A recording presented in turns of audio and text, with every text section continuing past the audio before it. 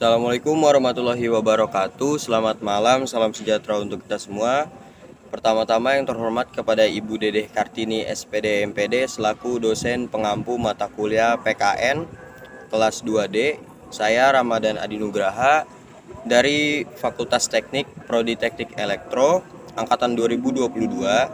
Di video ini saya akan menjelaskan topik terkait dengan politik yang ada di Indonesia, mulai dari apa itu politik etimologi, pengertian politik secara umum, masa politik Indonesia pada zaman Belanda, kemudian dilanjut dengan Orde Lama, Orde Baru, dan era Reformasi, kemudian dilanjut lagi dengan perbandingan antar negara tentang politik.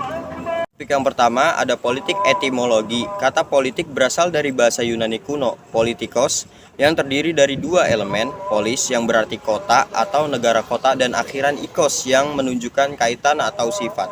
Secara umum, etimologi politik menunjukkan bahwa politik adalah kajian tentang kehidupan berpolitik di masyarakat, termasuk pembuatan keputusan, pengaturan kekuasaan, pembentukan kebijakan, dan interaksi politik yang terjadi dalam konteks sosial dan institusional.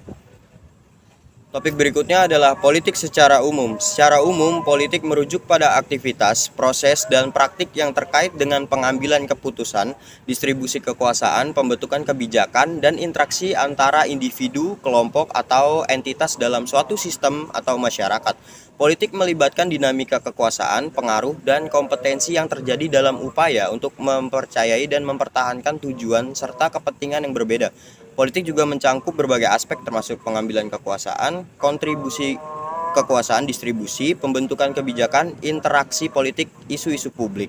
Penting untuk diingat bahwa politik dapat terjadi di berbagai tingkatan, mulai dari tingkat individu hingga tingkat internasional. Hal ini juga mencangkup sistem pemerintahan partai politik, gerakan sosial, dan lembaga-lembaga politik lainnya. Berikutnya adalah politik pada zaman Belanda. Pada masa pemerintahan Belanda di Indonesia, politik diatur oleh kolonialisme Belanda dan berpusat pada pengendalian dan eksploitasi koloni. Berikut adalah penjelasan singkat terkait dengan politik di Indonesia pada masa pemerintahan Belanda. Yang pertama ada sistem pemerintahannya. Belanda menerapkan sistem pemerintahan kolonial yang disebut sistem tanam paksa atau kultur stel-stel. Sistem ini melibatkan pengaturan produksi pertanian yang mengharuskan petani bumi untuk menanam tanaman komoditas tertentu seperti kopi, teh, atau nila dan menyerahkan hasil panen mereka kepada pemerintah Belanda. Yang kedua ada politik adat. Meskipun pemerintah kolonial Belanda mendominasi politik di Indonesia, mereka juga mengakui keberadaan struktur politik adat pribumi. Mereka bekerja sama dengan penguasa lokal dan elit pribumi yang mereka anggap dapat mengamankan kepentingan Belanda di wilayah-wilayah tersebut. Ketiga ada pahlawan dan nasionalisme. Di bawah penindasan kolonial Belanda, muncul gerakan pahlawan dan nasionalisme di Indonesia. Tokoh-tokoh seperti Diponegoro dan Pangeran dan pemimpin-pemimpin lainnya. Perlawanan melawan kebijakan kolonial. Dan pada akhir abad ke-19, organisasi nasional modern seperti Budi Utomo didirikan untuk memperjuangkan kemerdekaan Indonesia. Yang ketiga, sistem pertanian. Di bawah pemerintahan kolonial, partai politik modern muncul di Indonesia. Namun partai-partai tersebut dibatasi oleh aturan dan kendali dari Belanda. Partai Serikat Islam atau SI menjadi salah satu partai politik terbesar pada awal abad ke-20 dan bertujuan untuk memperjuangkan kepentingan ekonomi dan sosial kaum buruh dan petani. Berikutnya ada pendidikan politik. Meskipun pendidikan di bawah pemerintahan Belanda terutama ditujukan pada penghasilan birokrat dan pegawai kolonial yang setia, beberapa orang Indonesia yang mendapat pendidikan di Belanda memperoleh pengetahuan politik dan kesadaran nasional yang berdampak pada gerakan nasionalisme. Pemerintahan di kolonial Belanda di Indonesia menciptakan ketidakpuasan, perlawanan, dan juga mendorong pergerakan nasionalisme yang kemudian menjadi penting dalam perjuangan untuk kemerdekaan di Indonesia. Topik berikutnya adalah pemilu. Pada masa penjajahan Belanda, pemilu di Indonesia terbatas dan tidak demokratis. Pemilihan hanya dilakukan di tingkat lokal dengan partisipasi terbatas pada kalangan elit dan penguasa tradisional. Setelah proklamasi kemerdekaan di Indonesia pada tahun 1945, Indonesia mengalami periode perjuangan melawan penjajah dan pembentukan negara yang baru. Pada tahun 1955 digelar pemilihan umum pertama di Indonesia, dikenal sebagai Pemilihan Umum 1955 atau pemilu bebas dan adil yang melibatkan banyak partai politik. Pemilu ini bertujuan untuk memilih anggota konstituante yang bertugas menyusun Undang-Undang Dasar Republik Indonesia. Selama periode Orde Lama yang dipimpin oleh Presiden Soekarno, sistem politik di Indonesia mengalami perubahan. Pada tahun 1959 terbentuklah konstituante yang anggotanya dipilih melalui pemilihan umum. Namun, pada tahun 1960, Soekarno mengeluarkan dekret presiden yang membubarkan konstituante dan mengesahkan sistem demokrasi terpimpin. Pada masa pemerintahan Presiden Soeharto, dalam era Orde Baru, pemilu di Indonesia menjadi terpusat dan terkontrol. Sistem pemilu pada periode ini dikenal dengan istilah pemilu sebagian, di mana hanya satu partai politik, yaitu Golkar, yang diizinkan dan memegang kendali politik. Dalam beberapa dekade terakhir, pemilu di Indonesia telah mengalami perkembangan dan peningkatan dalam hal partisipasi, transparansi, dan akuntabilitas. Pemilu di Indonesia saat ini diatur Undang-Undang Dasar Pemilu dan diselenggarakan secara periodik untuk memilih perwakilan rakyat dan pemimpin negara. Berikut adalah penjelasan terkait dengan topik berikutnya adalah Orde Lama, Orde Baru, dan era reformasi di Indonesia. Orde Lama mulai tahun 1945 hingga 1966. Orde Lama adalah periode dalam sejarah politik di Indonesia yang dimulai setelah proklamasi kemerdekaan pada tahun 1945 hingga tahun 1966. Pada masa ini, Presiden Soekarno memimpin pemerintahan dengan sistem politik yang didasarkan pada konsep demokrasi terpimpin. Berikutnya, Orde Lama ditandai oleh nasionalisme ekonomi, penekanan pada nasionalisme dan anti-imperialisme, serta krisis politik yang mengarah pada pembubaran konstituante. Berikutnya ada Orde Baru tahun 1966 hingga tahun 1998. Orde Baru dimulai setelah gerakan 30 September 1965 dan berlangsung hingga 1998. Pemerintah Orde Baru dipimpin oleh Jenderal Soeharto. Masa ini ditandai oleh konsolidasi kekuasaan militer dan otoriterisme yang kuat. Pemerintah Orde Baru menekan pembangunan ekonomi, stabilitas politik, dan keamanan nasional. Namun pemerintah ini juga ditandai oleh pelanggaran hak asasi manusia, korupsi, dan pembatasan kebebasan politik. Berikutnya ada era reformasi sejak tahun 1998. Era reformasi dimulai setelah peristiwa reformasi tahun 1998 yang melahirkan perubahan signifikansi di Indonesia.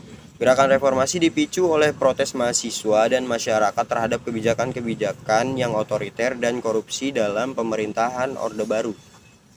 Pada Orde Reformasi dilakukan reformasi politik dan ekonomi, termasuk perubahan dalam sistem politik, pemilihan umum yang lebih demokratis, kebebasan pers, dan penegakan hukum yang lebih transparan.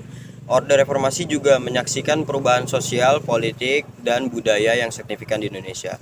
Pemilu dilakukan secara teratur, kebebasan berekspresi dan berorganisasi, meningkatnya dan munculnya partai politik baru, serta partisipasi yang lebih luas dari masyarakat dalam proses politik. Topik berikutnya ada Undang-Undang Nomor 31 Tahun 2002 tentang pembentukan peraturan perundang-undangan adalah undang-undang yang mengatur prosedur dan mekanisme pembentukan peraturan perundang-undangan di Indonesia. Berikut adalah penjelasan singkat mengenai Undang-Undang Nomor 31 Tahun 2002. Tujuannya bertujuan untuk menciptakan sistem hukum yang jelas, terbuka, transparan, dan partisipatif dalam pembentukan peraturan perundang-undangan di Indonesia. Undang-undang ini mengatur proses pembuatan, pengkajian, dan penilaian terhadap peraturan perundang-undangan, serta melibatkan partisipasi masyarakat dalam proses tersebut. Tahapan pembentukan. Undang-Undang Nomor 31 ini mengatur tahapan-tahapan dalam pembentukan peraturan perundang-undangan, termasuk tahap perencanaan, penyusunan naskah akademik, pembahasan di tingkat eksekutif, persetujuan, pengesahan, dan pengumuman. Prosedur-prosedur ini dilakukan dengan melibatkan berbagai pihak terkait seperti lembaga legislatif, pemerintah, dan masyarakat umum. Partisipasi masyarakat. Undang-undang ini mengakui pentingnya partisipasi masyarakat dalam proses pembentukan peraturan perundang-undangan. Masyarakat memiliki hak untuk memberi masukan, saran, ataupun pendapat terhadap rancangan peraturan perundang-undangan yang sedang dibahas. Pemerintah diwajibkan untuk melakukan sosialisasi dan konsultasi kepada masyarakat terkait peraturan yang akan dibuat, pengawasan dan evaluasi.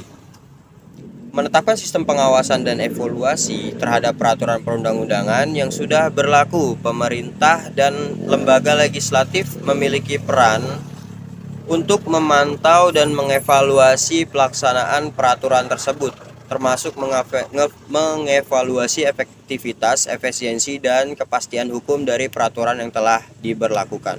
Harmonisasi dan koordinasi. Mendorong harmonisasi dan koordinasi antara aturan perundang-undangan yang berlaku.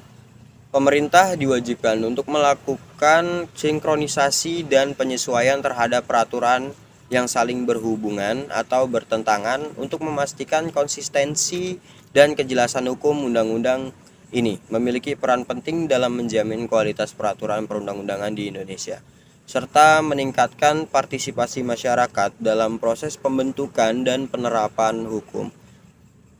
Lanjut ke topik terakhir, ada perbandingan Indonesia dan Filipina dalam konteks politik. Dalam konteks politik yang berbeda, berikut adalah perbandingan singkat antara politik Indonesia dan Filipina. Yang pertama ada sistem politiknya. Di Indonesia menganut sistem politik demokrasi parlementer dan presidensial. Presiden adalah kepala negara dan kepala pemerintahan, sedangkan parlemen yang terdiri dari Dewan Perwakilan Rakyat dan Dewan Perwakilan Daerah memiliki peran dalam pembuatan undang-undang. Sedangkan di Filipina menganut sistem politik demokrasi presidensial juga, dan di mana presiden adalah kepala negara dan sebagai pemimpin pemerintahan. Filipina juga memiliki kongres yang terdiri dari senat dan Dewan Perwakilan Rakyat yang memiliki wewenang dalam membuat undang-undang. Berikutnya ada perbandingan partai politik. Di Indonesia memiliki sistem multipartai dengan banyak partai politik yang beroperasi. Partai-partai politik berperan dalam proses pemilihan umum dan terlibat dalam kompetensi politik. Sedangkan di Filipina juga memiliki sistem yang sama, yaitu multipartai dengan berbagai partai politik yang aktif. Beberapa partai politik terkemuka termasuk Partai Liberal, Partai Nasionalista, dan Partai Aksyon Demokratiko. Berikutnya pembagian kekuasaan. Di Indonesia terbagi antara pemerintah pusat dan pemerintah daerah. Pemerintah daerah memiliki otonomi terbatas dalam mengatur urusan lokal. Sedangkan di Filipina sama, pembagian kekuasaan antara pemerintah pusat dan pemerintah daerah. Filipina memiliki sistem pemerintahan daerah yang dikenal sebagai devolusi, di mana daerah-daerah memiliki kewenangan yang lebih besar dalam mengatur urusan lokal mereka. Berikutnya ada sejarah politik. Di Indonesia memiliki sejarah politik yang ditandai oleh perjuangan merebut kemerdekaan dari penjajah Belanda. Pemilihan umum pertama pada tahun 1955, Orde Lama dan Orde Baru, serta gerakan reformasi pada tahun 1998. Sedangkan di Filipina juga memiliki sejarah politik yang bervariasi, termasuk perjuangan melawan penjajah Spanyol dan Amerika, pendudukan Jepang selama Perang Dunia Kedua, dan transisi dari rezim otoriter ke demokrasi setelah revolusi ETSA pada tahun 1986. Meskipun ada beberapa perbedaan dalam sistem politik dan sejarah politik antara Indonesia dan Filipina, keduanya memiliki aspirasi yang sama untuk membangun demokrasi yang lebih kuat, partisipatif, dan berkeadilan bagi rakyatnya. Sekian pembahasan yang dapat saya sampaikan, kurang lebihnya mohon maaf apabila terdapat salah pengucapan kata. Saya akhiri, wabillahi taufiq wal hidayah, wassalamualaikum warahmatullahi wabarakatuh.